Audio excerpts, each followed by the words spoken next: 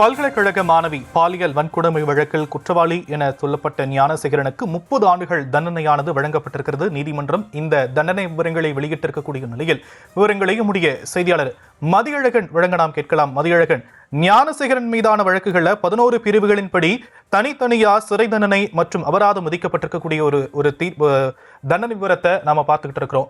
இந்த 11 பிரிவுகள் என்னென்ன, அதுக்கு என்னென்ன தண்டனைகள் பொருந்தும்? அதாவது ஞானசேகரன் தற்பொழுது அவருக்கான தண்டனை விவரம் அறிவிக்கப்பட்டிருக்கிறது.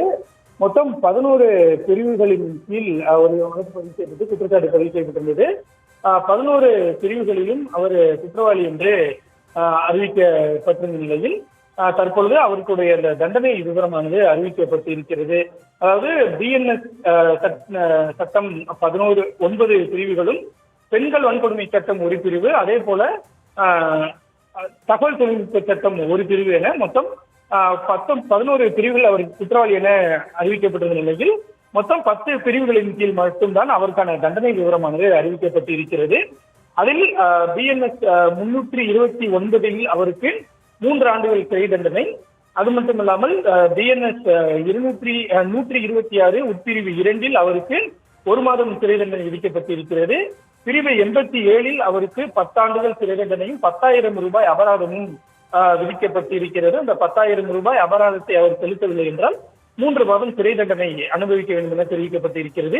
பிஎன்எஸ் சட்டப்பிரிவு 127 உட்பிரிவு 2 அவருக்கு 1 வருட சிறை தண்டனை விதிக்கப்பட்டிருக்கிறது. அதே போல 75 உட்பிரிவு 2 அவருக்கு 3 ஆண்டுகள் கடுங்காவல் சிறை தண்டனை விதிக்கப்பட்டிருக்கிறது. அதே போல பிஎன்எஸ் சட்டப்பிரிவு 76 ஞானசேகரனுக்கு 7 ஆண்டுகள் சிறை தண்டனையும் 10,000 ரூபாய் அபராதமும் விதிக்கப்பட்டிருக்கிறது.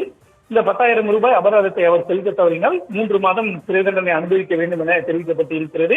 அதே போல பிஎன்எஸ் சட்டப்பிரிவு 64 உட்பிரிவு 1 ஞானசேகரனுக்கு 30 ஆண்டுகள், அதாவது ஆயுள் தண்டனை, 30 ஆண்டுகள் சிறை தண்டனை விதிக்கப்பட்டிருக்கிறது. வித்தவுட் ரெமிஷன், அதாவது தண்டனை குறைப்பு இல்லாமல் ஞானசேகரனுக்கு ஆயுள் தண்டனையாக 30 ஆண்டுகள் சிறை தண்டனை விதிக்கப்பட்டு இருக்கிறது. 25,000 ரூபாய் அபராதம் விதிக்கப்பட்டிருக்கிறது. இந்த 25,000 ரூபாய் அபராதத்தை அவர் செலுத்த தவறினால் 3 மாதம் சிறை தண்டனை அனுபவிக்க வேண்டும். பிஎன்எஸ் 351 உட்பிரிவு 3 படி அவருக்கு 7 ஆண்டுகள் சிறை தண்டனையும் 10,000 ரூபாய் அபராதம் விதிக்கப்பட்டிருக்கிறது. அபராத தொகையை செலுத்த தவறினால் 3 மாதங்கள் சிறை தண்டனை அனுபவிக்க வேண்டும். அதே போல பிஎன்எஸ் 238 உட்பிரிவு B படி ஞானசேகரனுக்கு 3 ஆண்டுகள் சிறை தண்டனையில் 10,000 ரூபாய் அபராதம் விதிக்கப்பட்டிருக்கிறது. இதனை செலுத்த தவறினால் 3 மாதம் சிறை தண்டனை அனுபவிக்க வேண்டும். அதே போல தகவல் தொழில்நுட்ப சட்டப்பிரிவு 66 படி ஞானசேகரனுக்கு 3 ஆண்டுகள் சிறை தண்டனையில் 25,000 ரூபாய் அபராதம் விதிக்கப்பட்டிருக்கிறது. அபராத தொகையை செலுத்த தவறினால் 3 மாதம் சிறை தண்டனையை அனுபவிக்க வேண்டும். இதுதான் ஞானசேகரனுக்கு விதிக்கப்பட்டிருக்கக்கூடிய தண்டனை. அதாவது மொத்தம் ஞானசேகரனுக்கு 67 ஆண்டுகள் சிறை தண்டனை, 67 ஆண்டுகள் 1 மாதம் சிறை தண்டனை, 90,000 ரூபாய் அபராதம் விதிக்கப்பட்டு இருக்கிறது. இந்த தண்டனையை அவர் ஏக காலத்தில் அனுபவிக்க வேண்டும். ஏக காலம் என்றால் வழங்கப்பட்ட தண்டனையிலேயே எது அதிகமாக இருக்கிறதோ அதனை அவர் அனுபவிக்க வேண்டும். அதுதான் இந்த 30 ஆண்டுகள் ஆயுள் தண்டனை குறைப்பு இல்லாமல் 30 ஆண்டுகள் ஆயுள் தண்டனை என்ற ஒரு தீர்ப்பு, அதைத்தான் அவர் அனுபவிக்க வேண்டும். எனவேதான் நாம் ஞானசேகரனுக்கு 30 ஆண்டுகள் ஆயுள் தண்டனை தீர்ப்பு வழங்கப்பட்டிருப்பதாக நாம் தெரிவிக்கிறோம். எனவே ஞானசேகரனுக்கு 30 ஆண்டுகள் ஆயுள் தண்டனை வழங்கப்பட்டிருக்கிறது. அதே போல 90,000 ரூபாய் அபராதம் விதிக்கப்பட்டு இருக்கிறது. இந்த அபராத தொகையை அவர்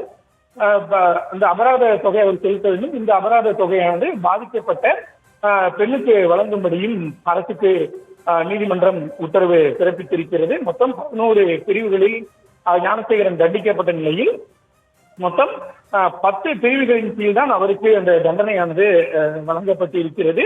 ஒரு பிரிவில் ஞானசேகரனுக்கு தண்டனை விவரம் என்பது அறிவிக்கப்படவில்லை.